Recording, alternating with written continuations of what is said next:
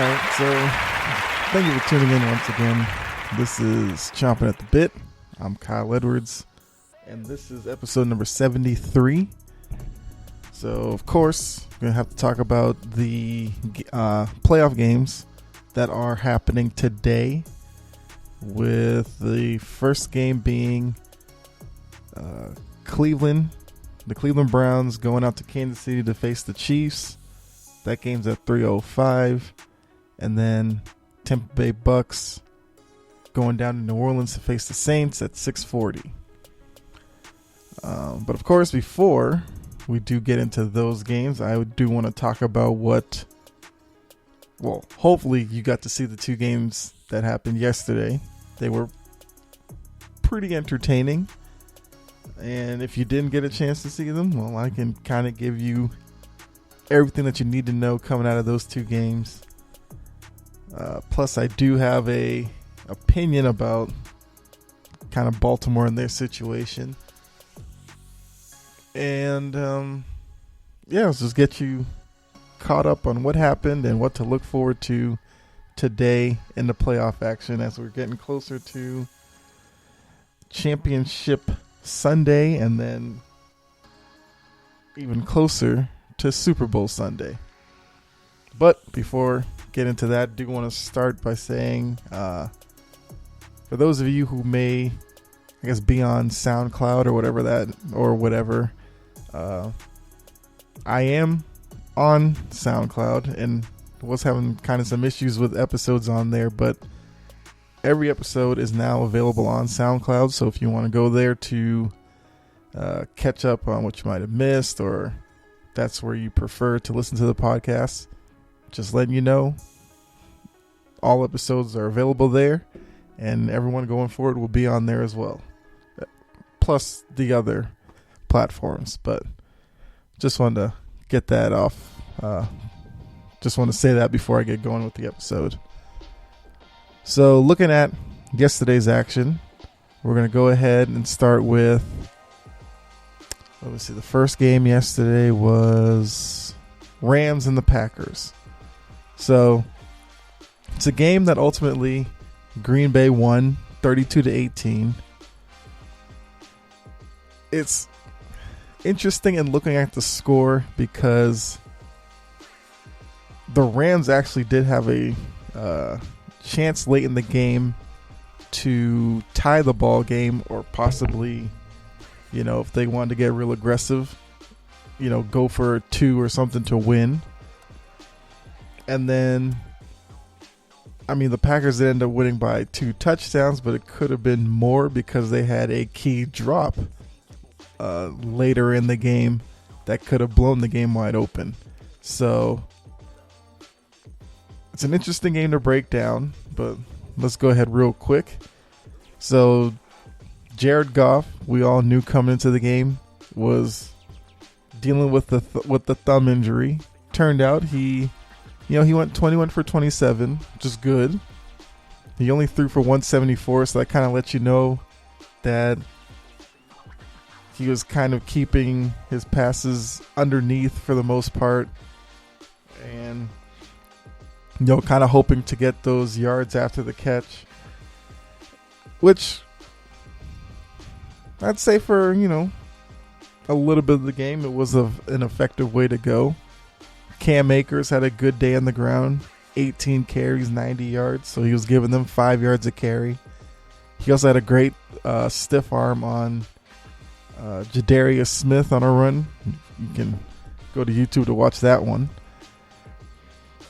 But ultimately, I do think not having Cooper Kupp in the passing game did hurt a little bit because he is a threat out there. But they did get, they got 8 catches from Robert Woods. He had 48 yards.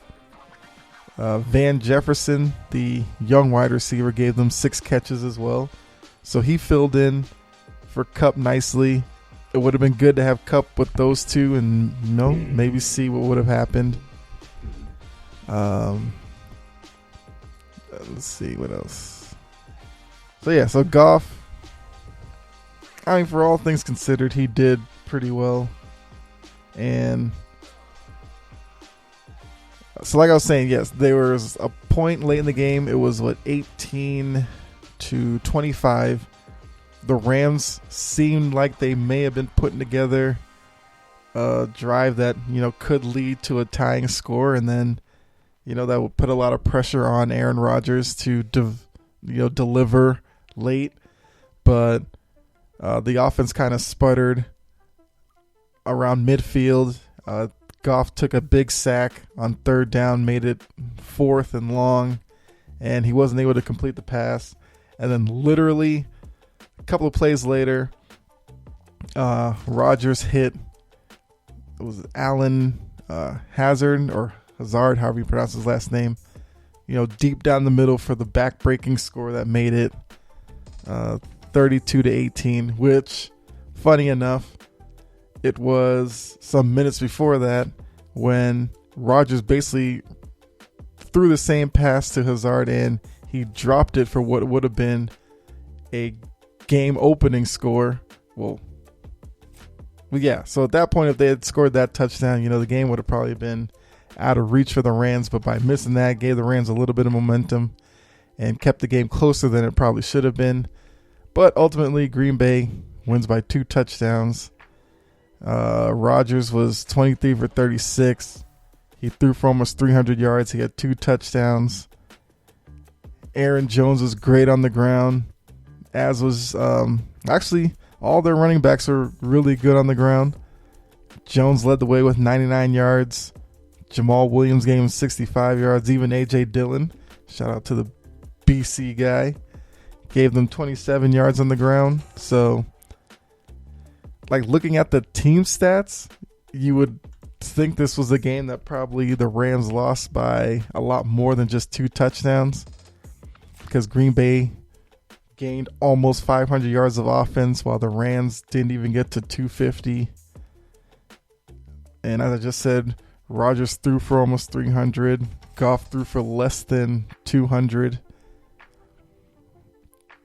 Green Bay ran for almost 200 yards. The Rams ran for less than 100. So, you have to give the Rams defense some credit. They did keep the game somewhat close.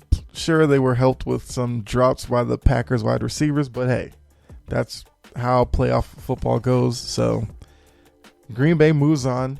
Will host the NFC Championship game next week, which is a big deal. So now they'll sit around and wait to see what happens today and whether we get Rodgers versus Breeze or Rodgers versus Brady. Then the other side, the Rams season's over. They had a good year, so nothing to really kick themselves about. But it's on to next year for them. Then the late game from yesterday was Buffalo and Baltimore. And this is a game where it was low scoring, but because of the elements was kind of expected. So one thing to know about Buffalo is it doesn't really need to rain, snow, anything like that to have the game be affected.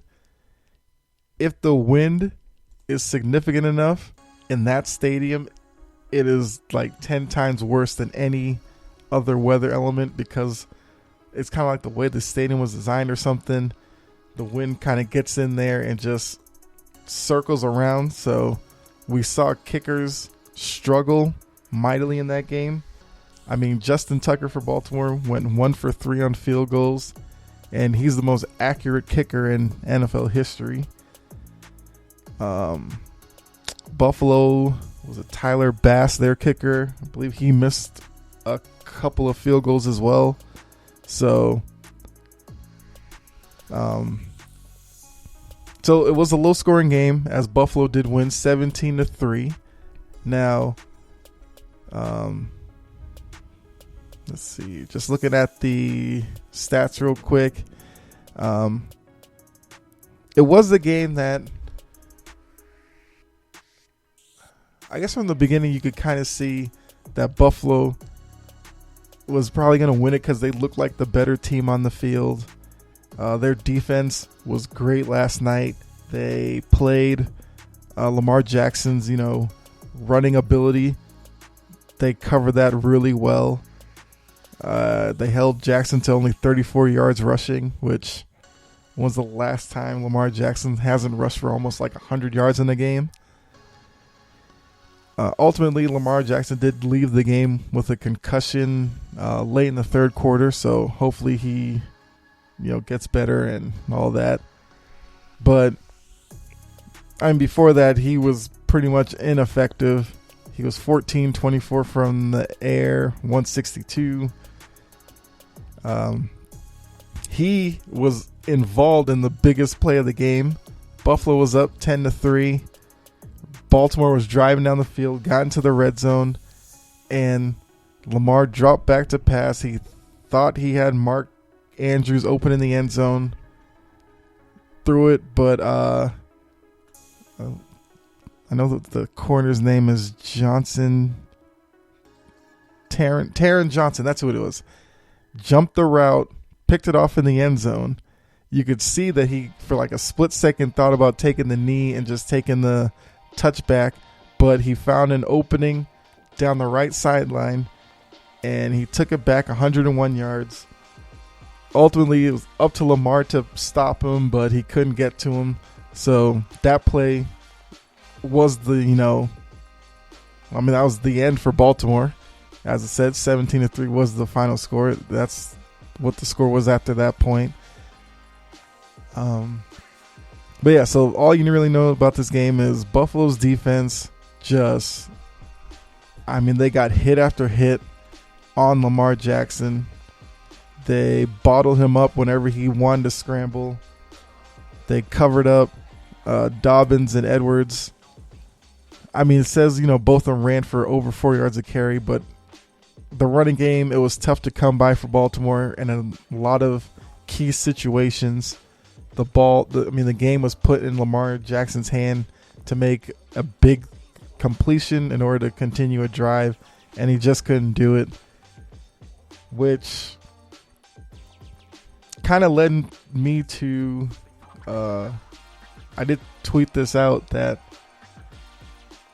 watching Lamar Jackson kind of makes me think that at his current skill level, that Baltimore will never win a Super Bowl because of his inability to constantly make plays in the passing game.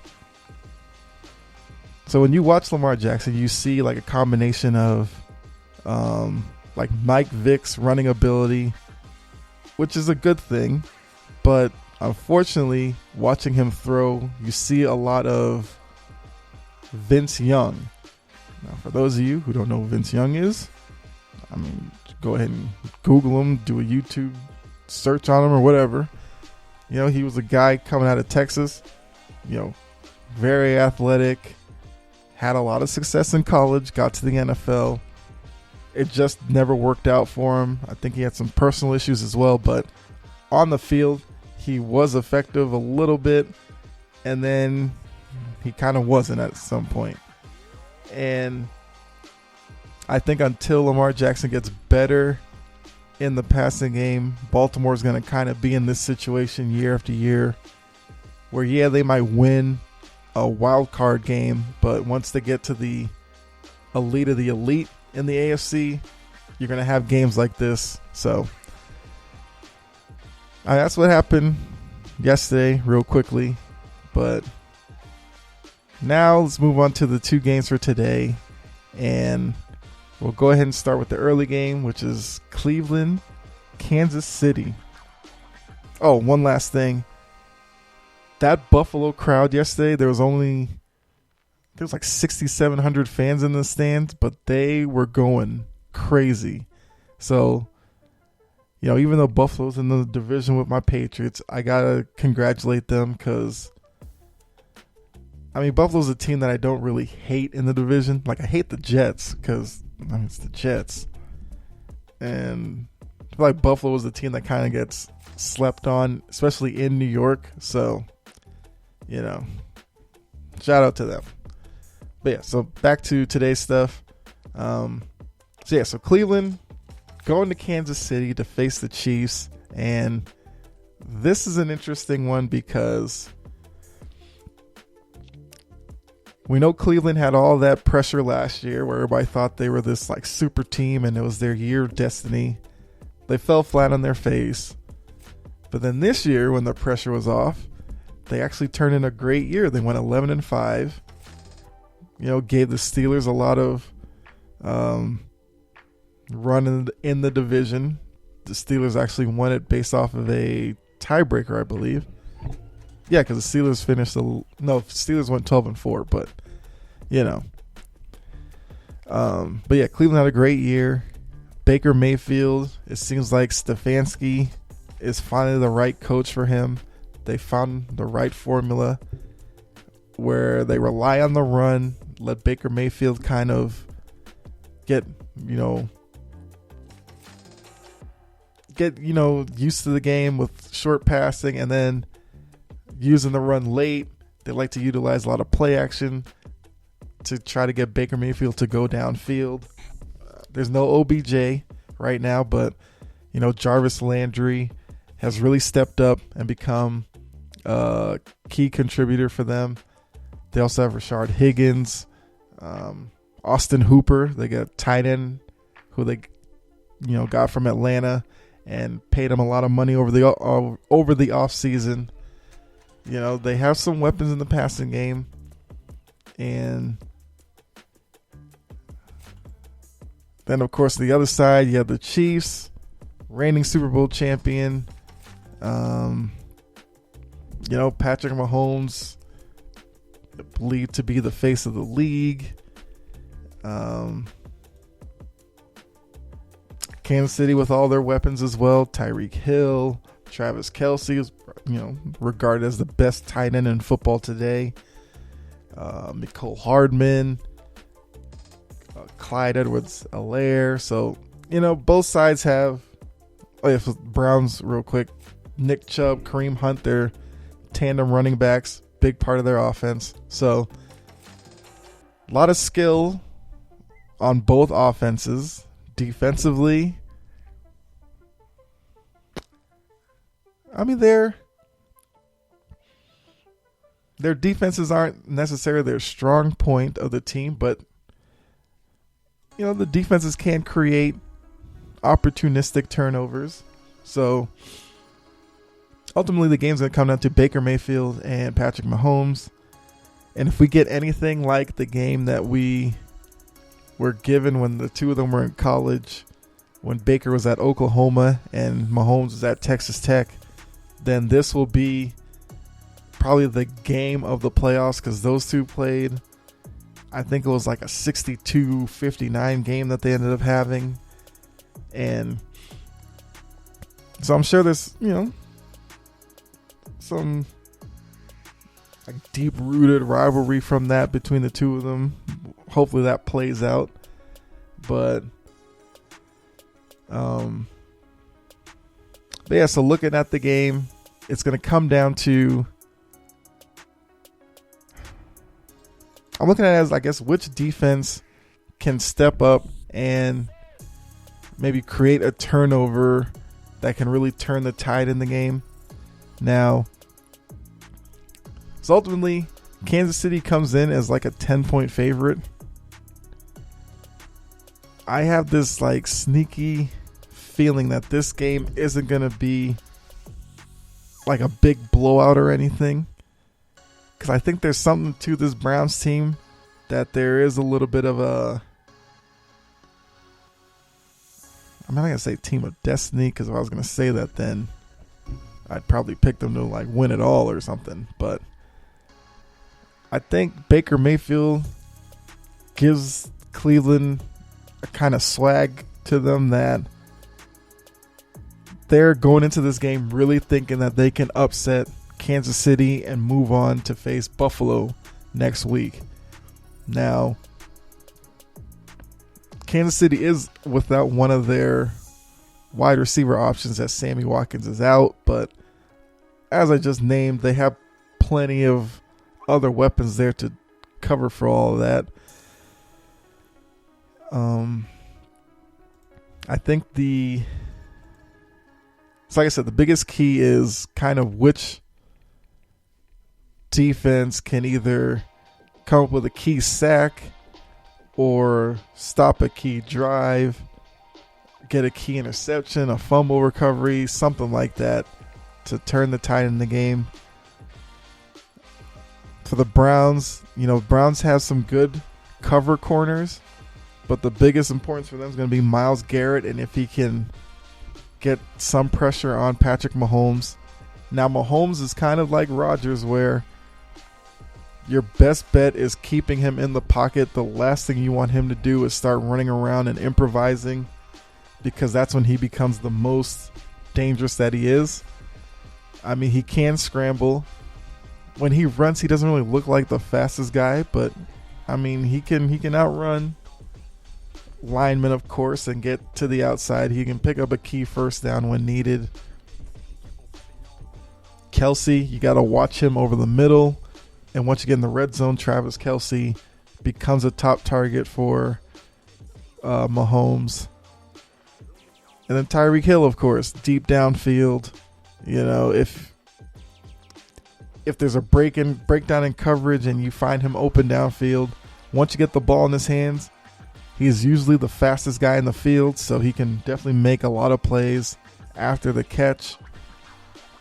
And then the other side, Mayfield is a guy that does like to scramble a little bit. He does like to improvise some, but he's a guy who, with Cleveland, has to be on rhythm, where it's a drop back, 3-5 steps, whatever it is, plant that leg, drive, and let the ball go. So I'm sure Kansas City's going to put a lot of attention on Landry. So this is a game where if Hooper can get loose over the middle, that would be beneficial to Cleveland. And I mean, the number one thing is for Chubb and Hunt in the running game to be effective, because that's the most important thing for Cleveland. If Kansas City bottles up the Cleveland running game, it's going to be a long day for Cleveland, because that puts way too much on Baker Mayfield. He has shown in the past, when it does come down to him solely, he does have a tendency to throw interceptions. So ultimately, I'm going to go ahead and pick Kansas City in this one. It's tough because I do want to pick Cleveland. There's something about the Browns team that I really like and want them to win this game. But I think Kansas City just has too much in the end. Like I said, Kansas City is a 10-point favorite. I'm not going that big of a line here. I think Cleveland keeps it really close. I'm going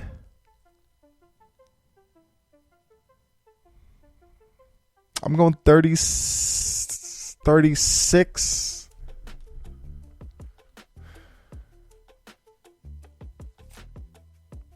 I go 36-31, Kansas City. Yeah, we'll do that. 36-31.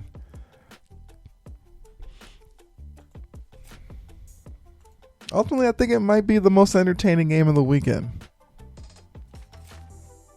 Yeah, let's stick with 36-31.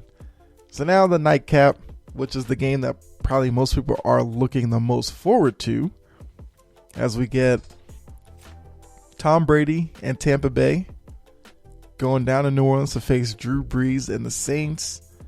This is a matchup that the NFL has wanted in a Super Bowl forever.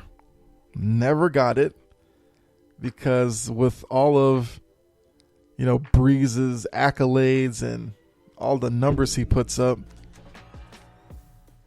he never got to the Super Bowl any year when Brady did, with all of his dominance in New England for the past 20 years, and then 9 times that he made it, it just never matched up that way. Brees only has the one Super Bowl, I believe, which I guess is kind of amazing thinking of the career he's had and the weapons he's had down there, but I digress. But yeah, so coming into this matchup, the keys for each team. Well, I guess we'll first look at the big names in this matchup. With the Saints, you have Drew Brees, of course. You got Michael Thomas. You have Emmanuel Sanders. You have Jared Cook, Alvin Kamara. They will be without Taysom Hill, who's kind of their Swiss Army knife that they use in many situations. And they won't have Latavius Murray to back up Kamara, so it's going to be important for him to give them production in not only the running game, but the passing game. For Tampa Bay, you have Brady, of course. You got Gronk, who has become more of a blocker these days, but some weeks will surprise you and get involved in the passing game.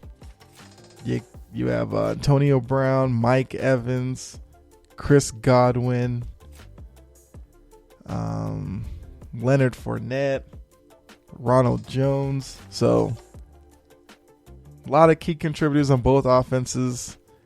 Defensively, with Tampa Bay, you have Levante David, who's their quarterback of the defense from the linebacking position. He's a guy who can go side to side and chase down running backs out of the backfield, can cover tight ends over the middle. So he's going to be important to that defense. And then for the Saints, you have Lattimore on the back end, the corner who, takes the tough assignment on the other side, which is going to be important in this game with Brady, as he has plenty of weapons to go to. So expect to see Lattimore on, I guess, Antonio Brown. You might see him on Mike Evans. Godwin, you could see him kind of bouncing around.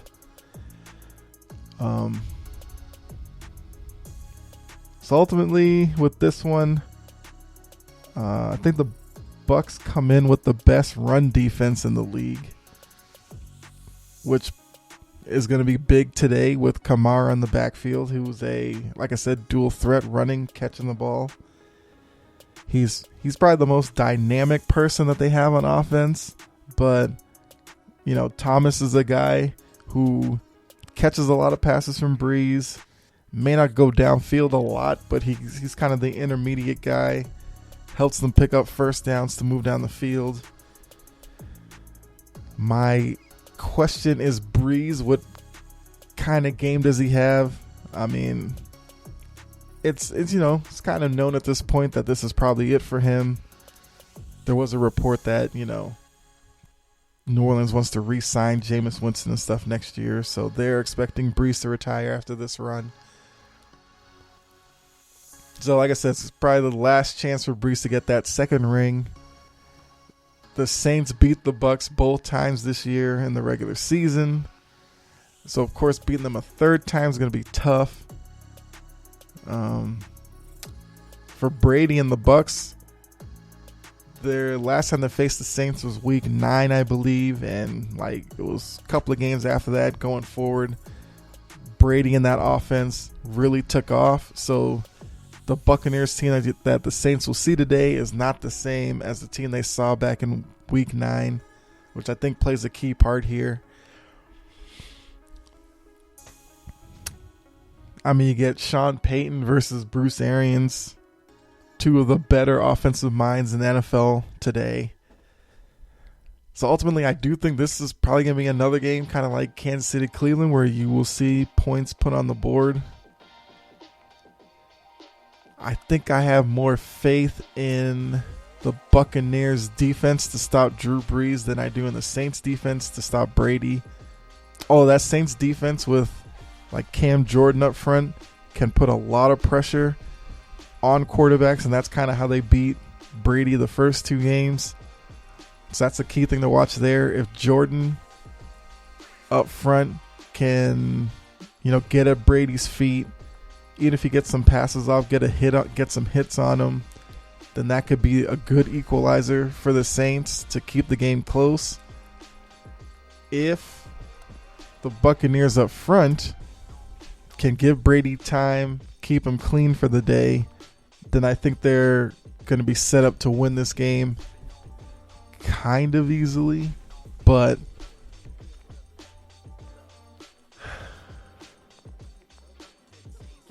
this is another tough one to pick. I think I'm going with the Buccaneers on this one. I'm gonna go with the Bucs to. Hold on, just checking real quick to see, are they the underdog in this matchup? They are. Okay. So I'm going with the underdog in this one. I mean, the Saints are a field goal favorite, which basically means Vegas think it's a pretty even matchup. But since the Saints are the home team, most home teams get 3 points right away for being at home. So there you go. But I'm taking the underdog. I'll take the Buccaneers in this one. I just think it's really tough to beat the same team 3 times in a year. And with the way that the Buccaneers offense is rolling at this point, I just think it's going to be a little bit too much for the Saints.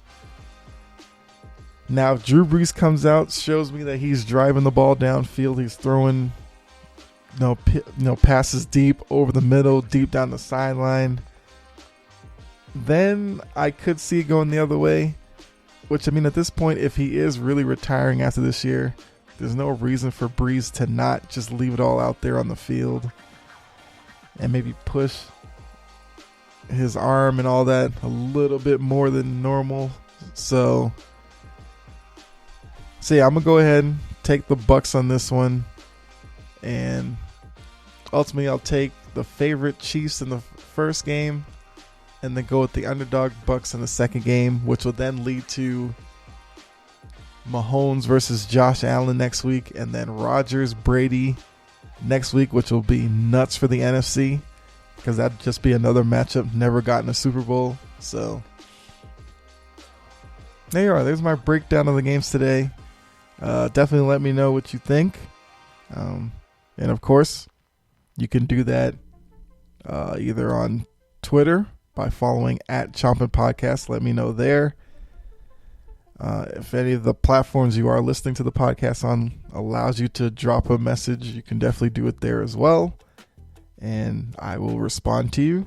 So also let me know what you think about my thought on Lamar Jackson not being able to win a Super Bowl in Baltimore as he currently is. Not to say he won't, develop and get better, but just let me know. And also, some point this week, I will do an episode about some of the young quarterbacks in the NFL, and maybe we have to start looking at them a little differently and how we rank them. So I will talk about that on another episode. So, of course, again, I'll bring up Lamar Jackson in that one. Also have an episode coming up about Harden. He did make his debut with the Nets yesterday. Going to talk about that.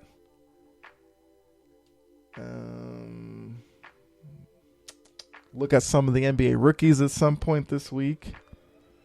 Because I know LaMelo's getting a lot of the attention in the media, but there's actually some other rookies doing pretty well. Talk about them. And then maybe an interesting thing to think about. So the NHL just got started the other day. I guess you could probably let me know if any of you are hockey fans. If there are any out there. I can try to work that in a little bit, but hockey is using the NBA model to their schedule where a lot of times the team you play one game, you're actually playing them the next game, maybe with a day in between.